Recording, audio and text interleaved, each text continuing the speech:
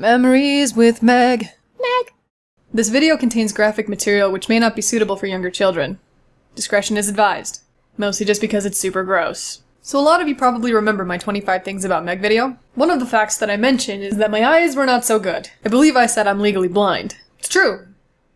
I was. Almost a year ago, I got together all of my savings. I made 1,000 phone calls, I talked to everybody I could, and I decided to get LASIK. For those of you who don't know, LASIK is a corrective eye surgery where they use a laser to burn off excess stuff, because the stuff is why you can't see very well. This is very technical. I'm honestly not 100% sure how it works. All I know is that they have to cut open a flap, burn some stuff off, put the flap back, and then you're good.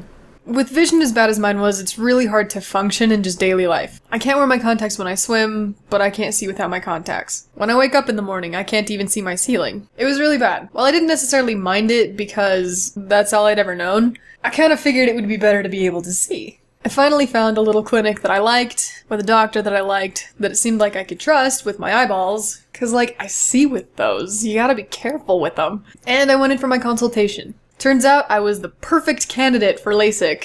I have super thick corneas, or lenses or something. Something is thick, which meant that the surgery would go really well for me because it wouldn't damage my eye, it would only be able to fix the problem with my lens where it was not shaped correctly. For those of you that know more about eyes, you can probably explain it better than me. Eyes honestly kind of freak me out. They're gross. Anyway, last year, 2 days before my birthday, I went in and I had my LASIK surgery. And it was honestly the most uncomfortable experience of my life. It was horrible. The first thing that they do is they have to make a little cut around your eye so that they can lift up that flap and actually get to your lens to fix it. The way that they do that, for whatever reason, is they have to suction your eye. And what that does is it sticks up the lens part so they get a straight cut. And when they do that, it squishes your eye and you can't see.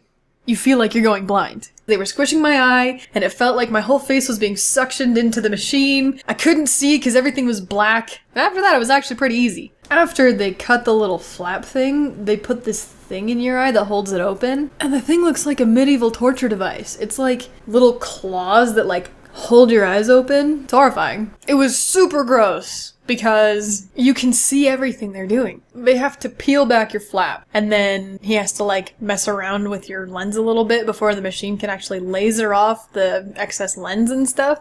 It's just, it's so gross. He has his little pointy tools, and you can see him blah, blah, but it's on your eye, so it's jabbing it. Ugh.